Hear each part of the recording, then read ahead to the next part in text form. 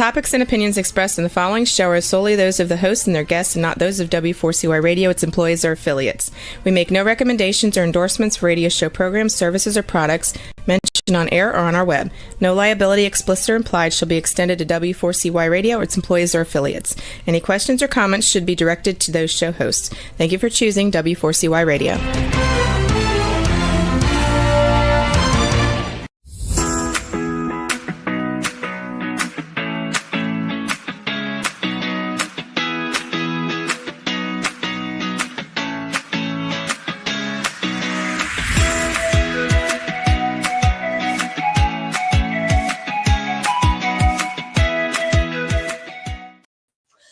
Hi, and welcome to Learning to Dance in the Rain. I'm your host, Shelby Wagner, and this is a conversation between my guest and I, where we bring you stories and insights and strategies to empower you in your journey to greatness and resilience. Remember, life is not about waiting for the storm to pass. It is about learning to dance in the rain. So we get up and we do our thing despite whatever else happens to us. I really am happy to introduce you today, my guest, John Preston from Kentucky. And John and I will be talking about don't let your insecurities silence your dreams. How many dreams have you had for your future that you didn't do for one reason or another? So let's bring John Preston out here and let's find out how we can silence Good afternoon, Shelby. I'm doing great. How about you? I'm doing pretty good. Good. I see that you have over 30 years of media and entrepreneurial experience. I'm very interested in learning what we can learn today from you about that. Would you like to tell us about JP Business Academy? Is that a good place to start? That seems like a good place to start. Well, I'll tell you, yes, I worked nearly 30 years in television and assorted other media. And then about 10 years ago, I broke out on my own and started doing a series of magazines. And then I started working with folks on building magazines. And what I discovered along the way is that business owners need help. Business owners are usually really good at what they do and not very good at running a business doing it. And what they fail to realize often is the quality of your product takes kind of backseat to your ability to develop your marketing and get your product's name out there. And so that's what the JP Business Academy is. It's for business owners to be able to get some basic information to help them make better decisions with their business. Now, along this journey, I've also realized how many people allow their insecurities to kind of derail their dreams, both within a business, launching a business, having a business, but also in their everyday lives. Our insecurities are an incredible barrier to getting to where we want to be. And so learning to handle those insecurities and navigate them and recognizing that everybody around us is dealing with the same kind of issues is very empowering. And so that's what I hope we can do here today is kind of help some people, whether they're in business or just trying to pursue their personal dreams, be able to break through those insecurities so they can do what they were meant to do. So how do you break through an insecurity? Okay. Well, the first thing is recognizing you have them and recognizing the power that they can sometimes have over you. When I actually have a science background, I studied physics in college. And back then, if somebody had talked to me about things like affirmations and meditation and visualization, I would have called total BS on it because it just didn't, as a scientist, make sense to me that you could say a few frilly things to yourself in a mirror and the whole world's going to reshape itself for you to be successful.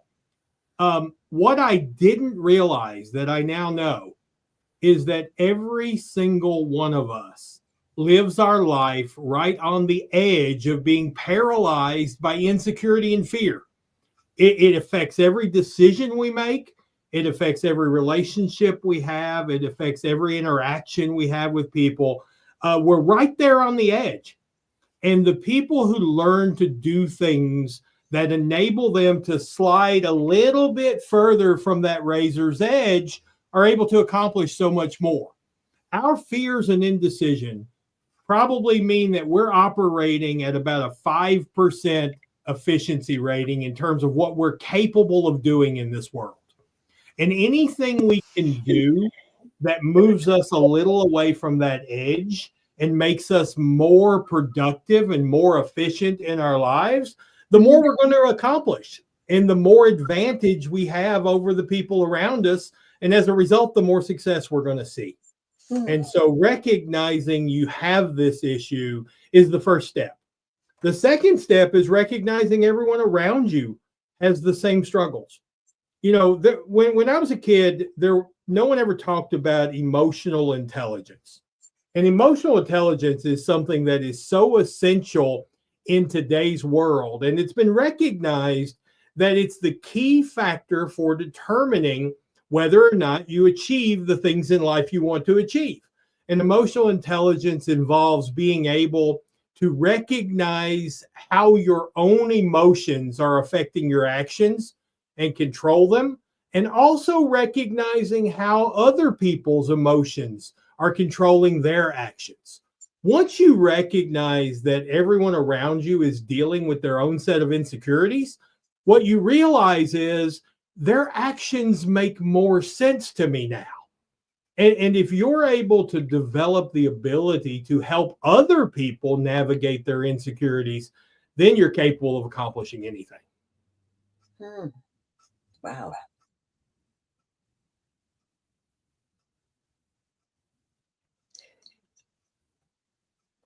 So, can you share the story of a client or a student that was significantly transformed after going through your program?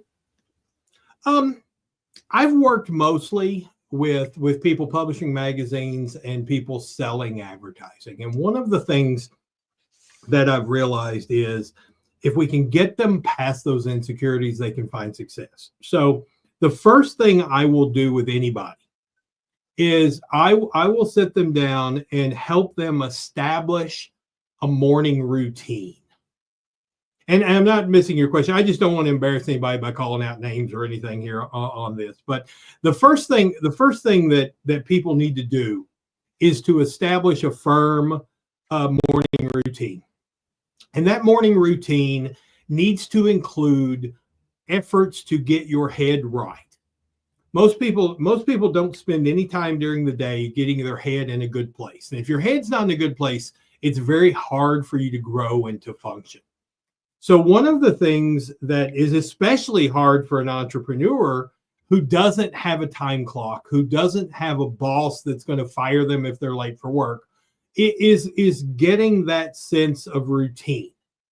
So what I encourage everybody to do is to start your day off. And if you haven't read the book, The Miracle Morning by Hal Elrod, I would highly recommend it because he outlines what it takes to get your head right of the morning. And it's a routine. He calls it this SAVERS technique, and it involves SAVERS. The first S is for silence. Make sure that you have some time every morning of just silence. A lot of people struggle with meditation, but if you aren't able to silence your mind for just a short period of time and give it a rest, you're going to always be overloaded by thoughts and ideas and problems and worries. So the first thing is every morning should include some time of silence. The second is affirmations, the A of SAVERS. Now, affirmations is something that, once again, it's about rewiring your brain. One of the things I've noticed over the years is that we are really, really good at saying bad things about ourselves to ourselves. I mean, our inner voice is just a jerk, and it's constantly pounding us with negatives. You can't do that. You're not good enough. You'll never be one of those people. You're silly to try.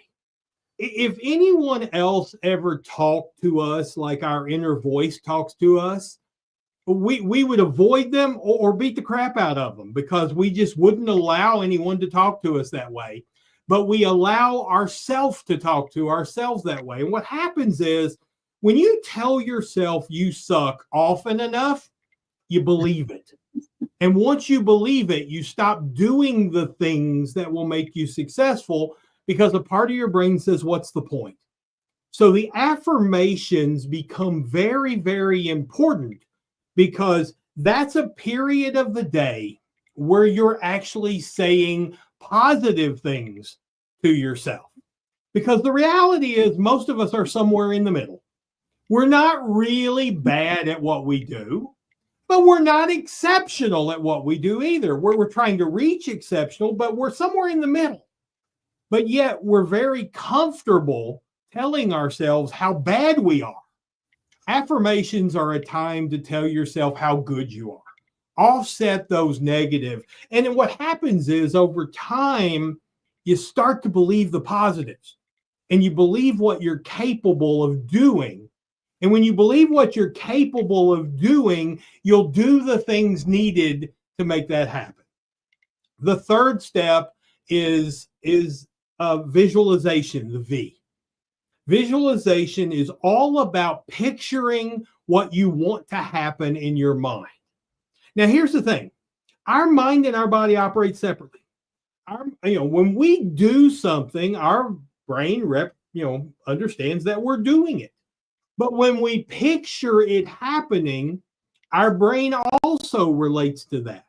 And so when if you watch a professional golf match, every single golfer, when he gets up to hit the ball, closes his eyes and takes a moment to visualize what that shot's going to look like.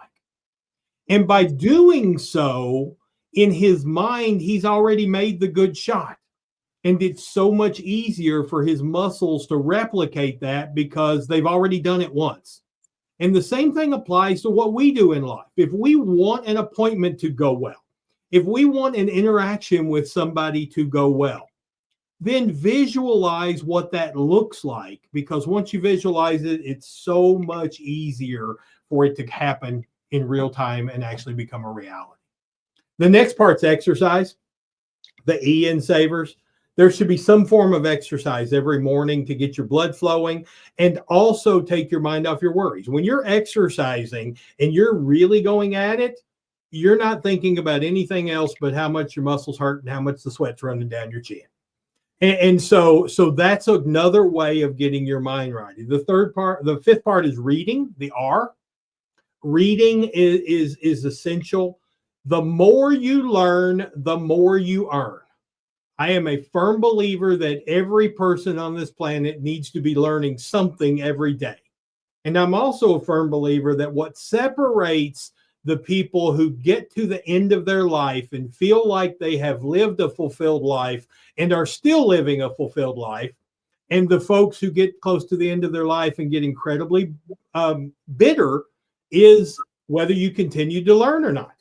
Some people just decide at some point that they've learned everything they're going to learn, and they stop learning. And when they do that, the world passes them by, and that's what stems the bitterness.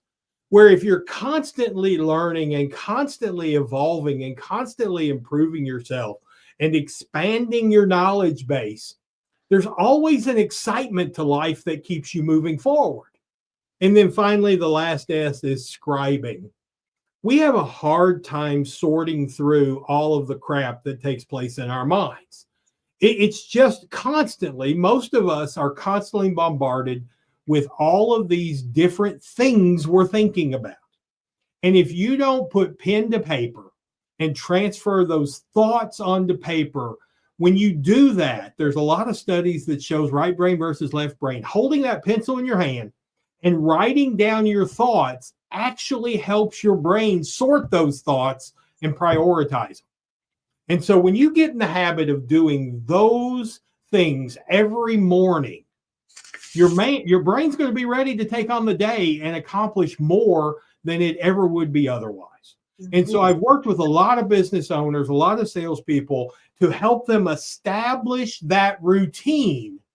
And what you see inevitably is they immediately start to see themselves more effective throughout the day because they've got their brain ready to function. You would never go out on a freezing day and start your car up and immediately put it in gear and take off. So why would you do that with your most important machine, which is your brain and your body? You need that chance to warm up before you take on the day. Very good. I missed the V. What was the V for?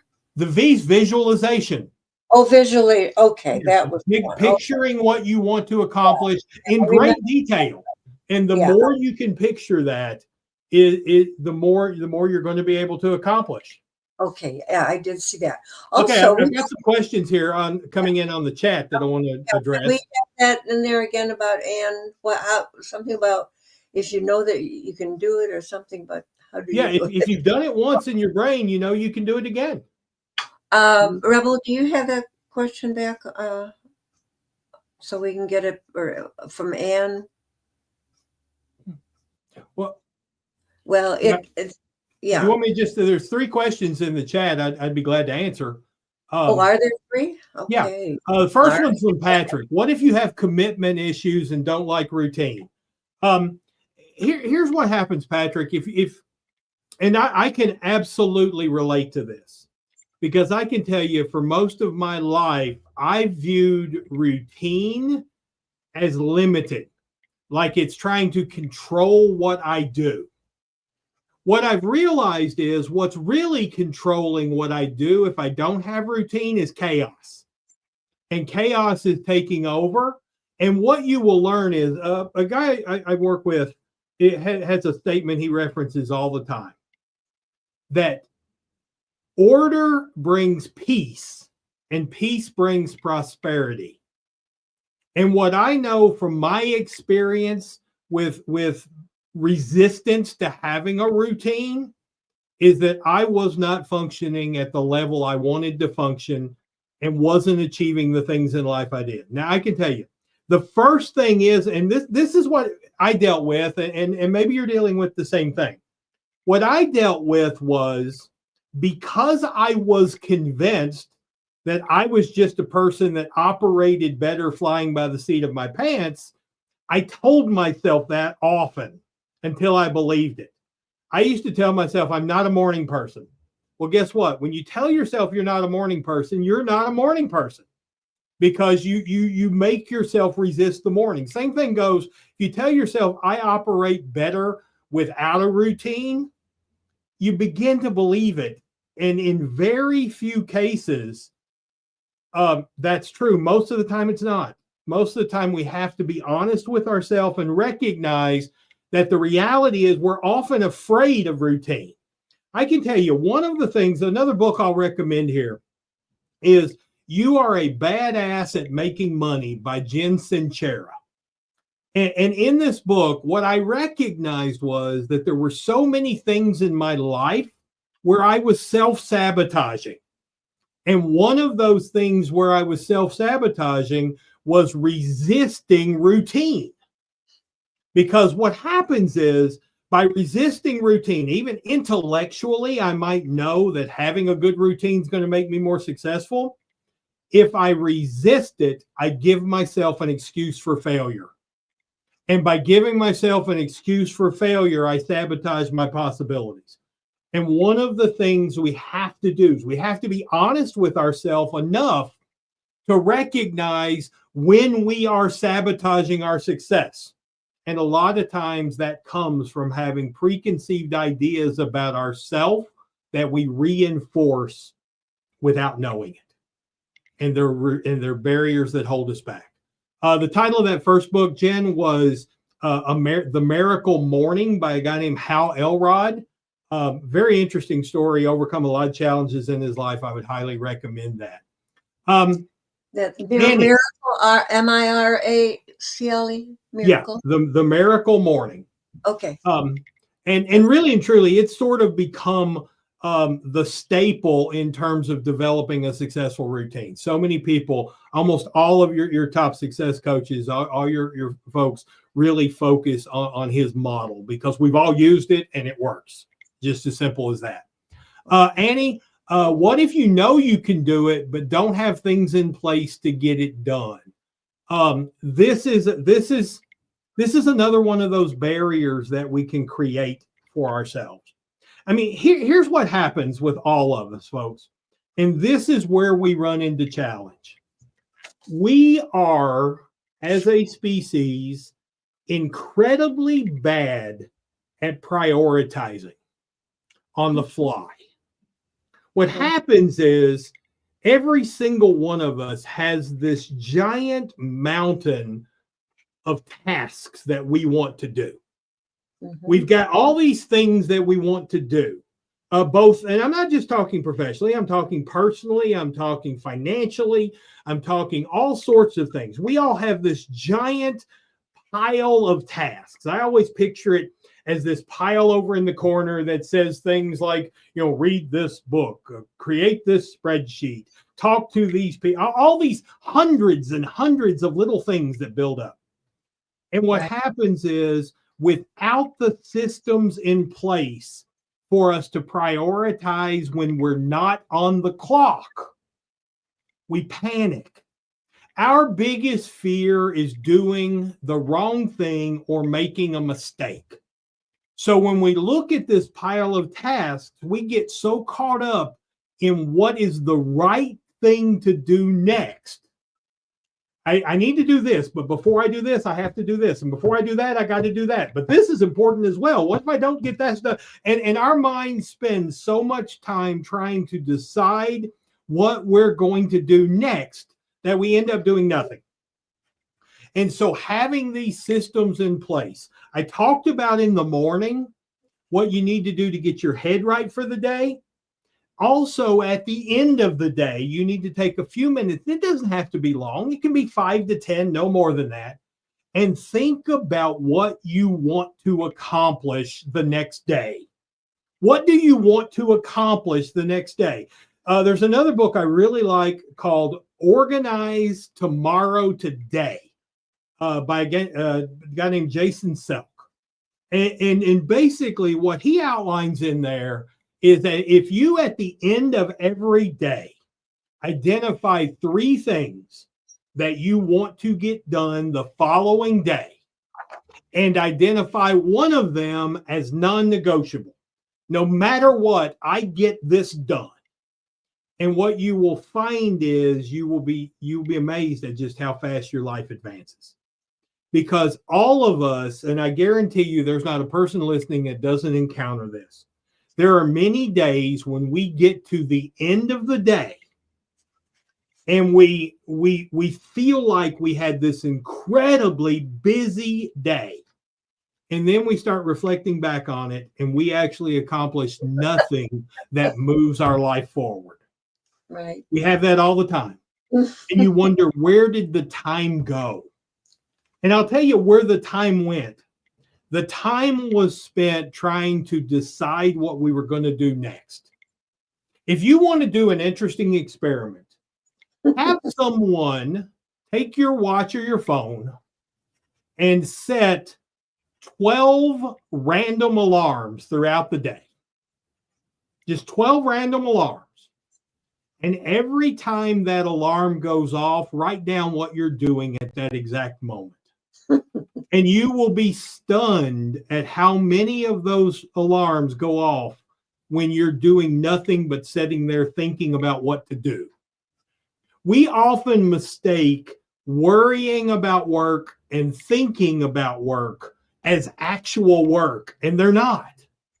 They're not. So many of these days where we're absolutely mentally exhausted at the end of the day, it's because we spent 7 hours worrying about what we should do and about an hour actually doing something. And recognizing that is a giant step towards accomplishing what you're doing. Jeff had a statement here. People put working for other people and not doing what we need to do to get us where we want to be. How can a person switch that? Okay, this is a great question. And this is something I deal with a lot with business owners. A lot of people want the independence of running their own business and being an entrepreneur. They want that kind of control. They want to build something for themselves, but their financial situation requires them to work for other people. The other type of thing is people who are just ingrained to work with other people. A lot of people struggle with the idea of not having a boss. And there are a lot of people who have their own business who really need a boss. And that's one of the areas where a coach sometimes comes in. It's okay to admit you need accountability. That's okay. Tiger Woods had 7 different coaches. Steve Jobs had about a dozen different coaches for different aspects of his life. Successful people realize that they need accountability. So that's okay. But let's say you are working for someone else. And you're in the routine of the 8 to 5 or whatever your hours are. The key is to have a plan and begin to execute that plan in the hours you do have. And once again, the things we're talking about, I'm dealing with a lot of professional things because I work mostly with professionals, but they apply to our personal life as well. If your goal is to have a stronger relationship with your spouse, you need to have a plan for that. If your goal is to make sure you provide the right upbringing for your kids, you need to have a plan for that. Because when we rely on randomness and hope the results turn out like we want them to, that's just opening the door for issues. But like I said, most of these things I'm talking about are dealing with professionals. So let's imagine that you have a job and you're wanting to transition. Obviously, most people aren't in a position to just quit their job and do it. I mean, financially, you've got bills to pay. But when you put together a plan, and I will say there are a lot of side hustles and things that you can begin to do to develop your skills and then transition in that. The key, however, is you really have to continue educating yourself to make that work. You know, one of the things that most people aren't willing to do is most people, when they start doing something new, they are not willing to suck long enough to get good at it. If I were to decide today I wanted to be a hockey player, and I went out tonight after not having been on skates for 30 years and joined in a pickup hockey game, it would be ridiculous for me to think that I'm going to be recruited by NHL scouts by the end of the night. I'm going to be really bad. I'm probably going to go to the hospital tomorrow. I mean, I'm going to be bad. And I know that in order for me to ever get good at hockey, I've got to play hockey a lot. I've got to be bad long enough for me to get good at it. Most people start doing new things and taking on new ventures, especially when it comes to selling, and they think they're going to be good at it the first time they present something. And when they don't make a sale the first time they do it, oh, I'm just not a salesperson. I can't do this. Well, guess what? You're right if you quit like that. But just like with hockey, if I truly want to be a great hockey player, I have to commit to playing hockey and getting on that ring and taking my beat down and massaging my muscles and taking a lot of ibuprofen each night to get by until I get a little bit better. And the same thing goes for whatever you want to try to do. Successful people are willing to suck long enough to get good. And if you're not, you're never going to be good at anything. You know, one of my, I mean, I call him my mentor. He doesn't know me from Adam, but I listen to a lot of his podcasts, read a lot of his books, is a guy named Myron Golden. And he has a book out called From the Trash Man to the Cash Man.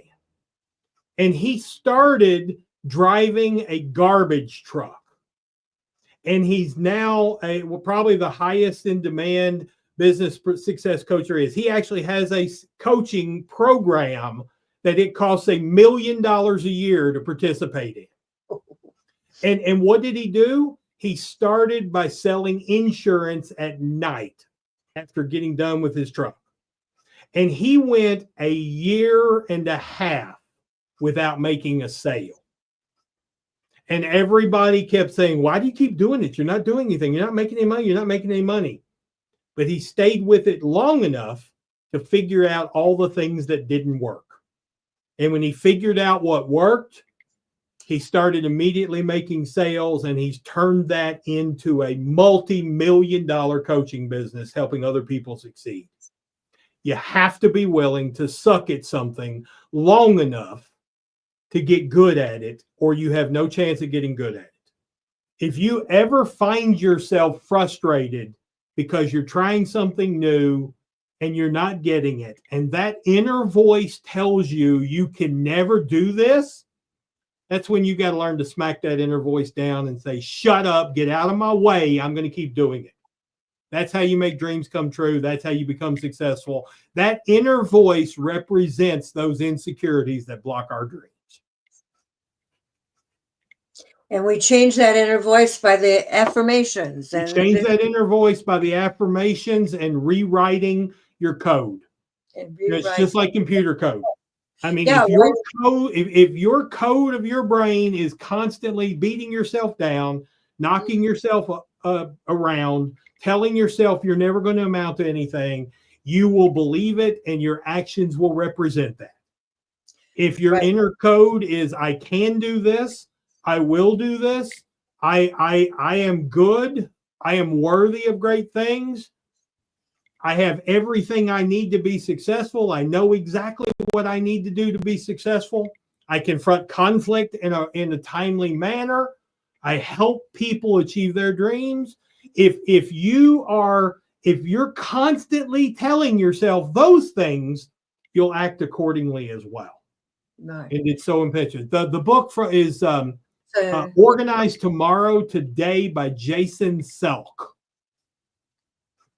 Is that S-E-L-K? S-E-L-K, yes. S-E-L-K. So 3 books we talked about are The Miracle Morning, Hal Elrod, You Are a Badass at Making Money. Now, she has another one called You Are a Badass. If you struggle with self-esteem, the You Are the Badass is the one you should read. If you struggle with self-sabotage, You Are a Badass at Making Money is the one you should read. Or you really probably should read both of them, because all of us struggle with both those things. Those are just books. And the third one is Organize Tomorrow Today, Jason Selk. Remember, the more you learn, the more you earn. Simple as that. And you named is that other one important too, about the From Trash Driver? It's a good one. Yes, I would with him. It's hard to find a little bit, but that's From the Trash Man to the Cash Man. Tells his story. Wow. It has some really good things about building wealth. And you know, one of the things most people, the sad part is we're never taught how to build wealth. We're not taught how to build wealth. In our society, money is a dirty word.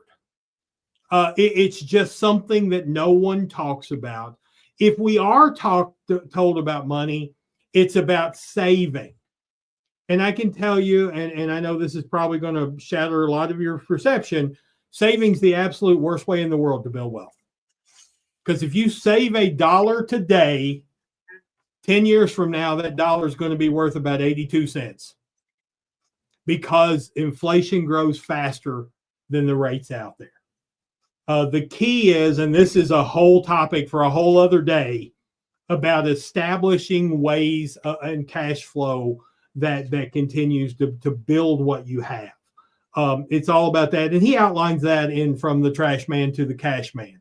But more importantly, if for quick results, I would encourage you just to look him up, Myron Golden, and listen to some of his podcasts. There are hundreds of podcasts out there that he's been a guest on.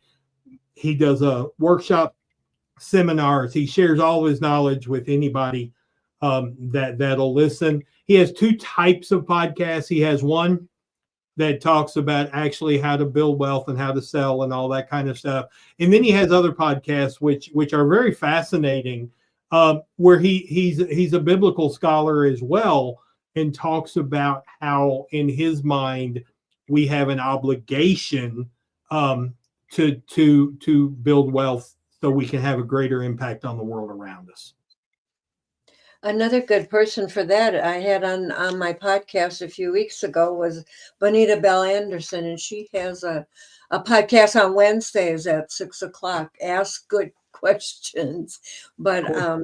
She had a book out, Suddenly Wealthy, I think it's called.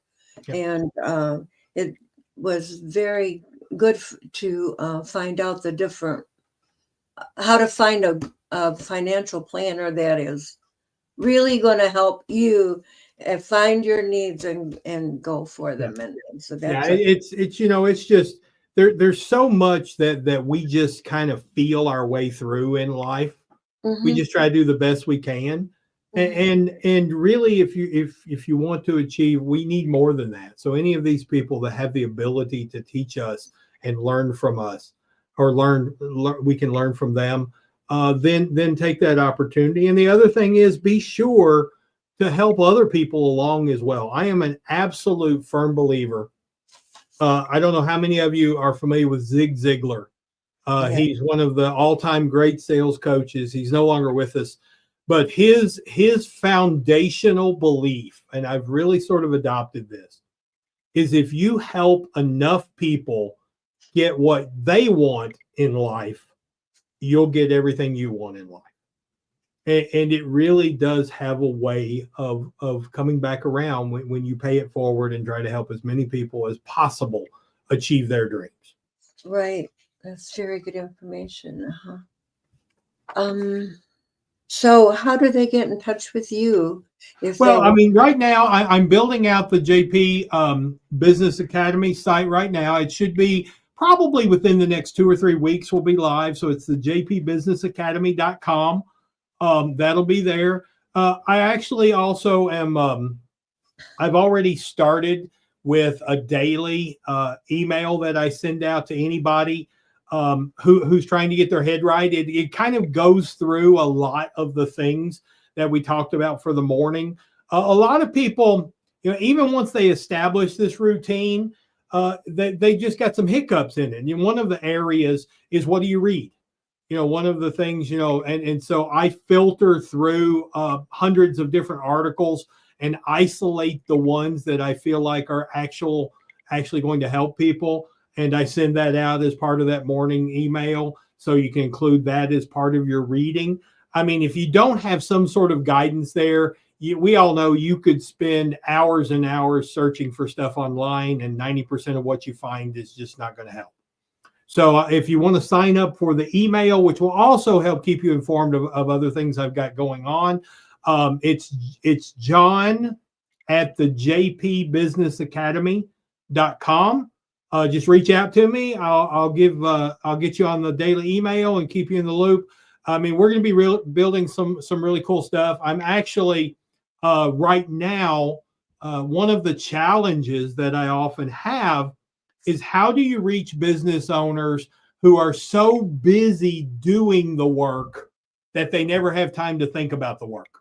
And that's a lot of business owners. They get caught up in their day-to-day grind. They're just so focused on getting the job done that they don't actually have time to think about how to run their business. And so reaching those folks is hard because they don't have a lot of time to read. They don't have time to be on podcasts. They don't have time to go to seminars. So I'm actually rolling out a series of bathroom readers that are going to, in very humorous ways, make very significant points about how to run your business. That's going to be called the 60 Flushes series. I'm hoping to have book 1 in bookstores in time for Father's Day. That's my target. So I just got a lot going on. It's all targeted towards helping people achieve their dreams, both within their own life and within their business, because I have a passion for business, because I see so many people who have such great ideas, or they're so great at what they do, and their business fails because just they're missing out on some basic opportunities in terms of running a business that they just aren't aware of. And so we'll have a course out there really soon. I've got an online seminar that I'm ready to release that goes into evaluating your business and understanding advertising and marketing. There's so much about advertising and marketing that people don't that people don't understand, and it causes them to make very, very bad decisions. It is going to be kind of like Uncle John's bathroom reader. Basically, every day it's going to be a little narrative story about a specific point that you need to be aware of. It. Most of it's going to be marketing directed, because most businesses fail miserably in marketing their product.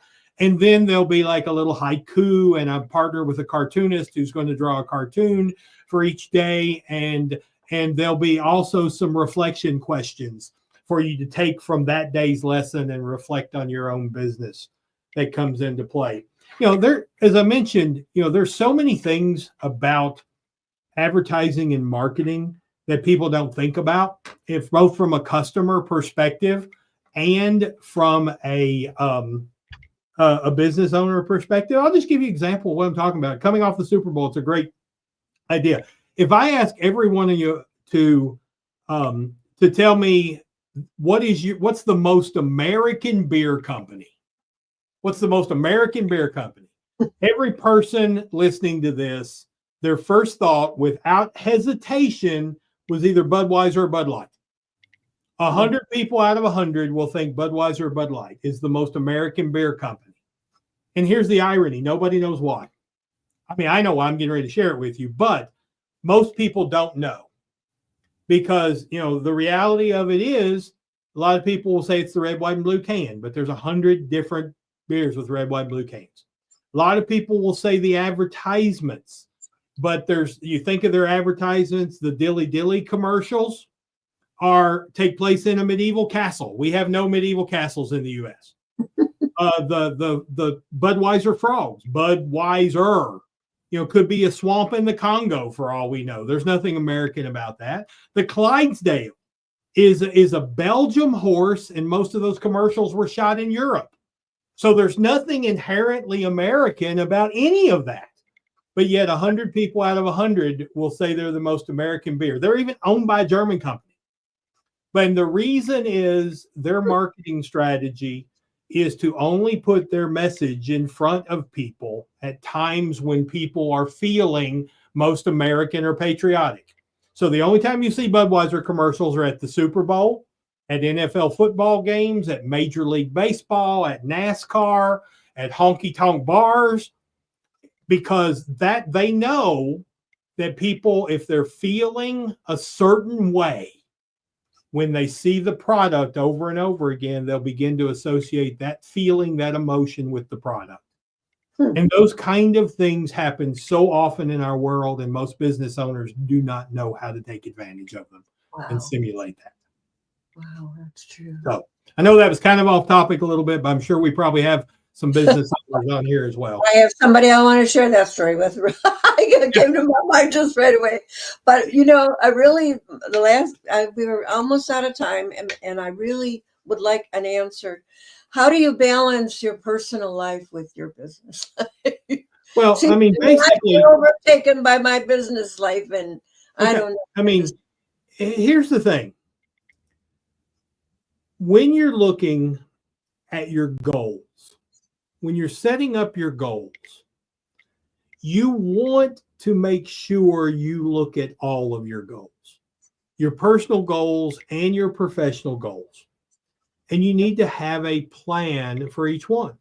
When I'm doing my visualization each morning, part of that visualization is how I'm going to interact with my kids, what we're going to fix for supper, what my wife and I are going to do on a date this weekend. I mean, that kind of things.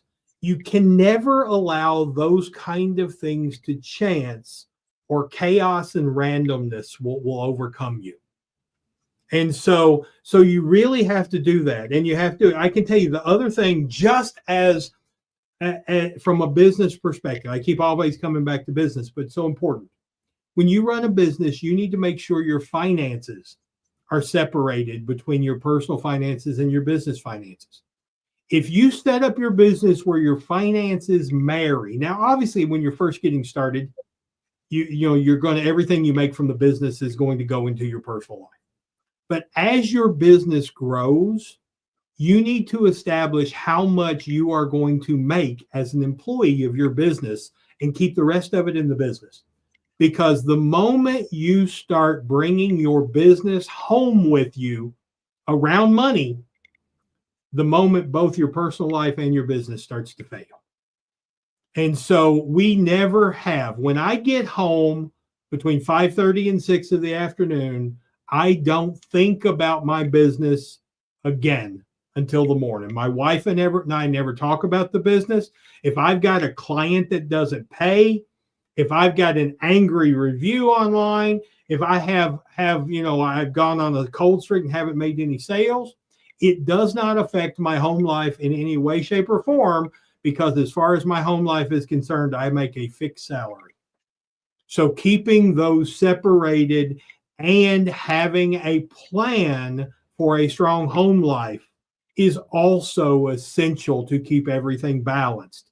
And what happens is when you plan out your day and you have those things that you are going to accomplish during the day because you mapped them out the night before and you got your head right that morning, and you actually get the work done that you need to do during the course of the day, you will find that your home life gets better because you're not carrying that guilt about everything you didn't get done today. When you don't get your work done at work, it affects your home life because you're feeling guilty about it. Right. And you're wishing you'd gotten more done. And it paints this brush across all your personal life because you're not able to focus on it. When you're able to get what you need to get done for your business or your job done from 8 o'clock in the morning till 6 o'clock at night, from 6 o'clock at night till 8 in the morning, you don't have to stress about it. You get to be engaged with your family. You get to participate fully and be present because you don't have that cloud hanging over your head about what you didn't get done today because you spent all your time worrying and stressing and trying to decide what to do. Wow. It all has a compounding effect on all aspects of your life, because most of us, it's amazing how much of our home life struggles, how much of our relationship struggles and the tension that exists at home stems from our guilt and shame about not taking most advantage of our work and doing the things professionally that we need to get done. When we take care of those things and we can go home and be present with our family and engaged in our personal life, everything changes. Everything changes because your entire life doesn't have that cloud hanging over your head. Right. Thank you so much. That's profound. I want to thank you for joining us. And the audience, I want to thank you for being here today. Please tell somebody if you enjoyed this show, because you can see it again on learningtodanceintherain.com or at Shelby Wagner on YouTube channel. I think I'm going to listen to this several times. Thank you very much. And remember that life is not about waiting for the storm to pass. It's about having a plan, right? And learning to dance in the rain.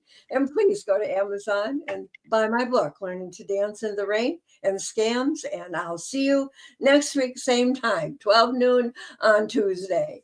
Bye now.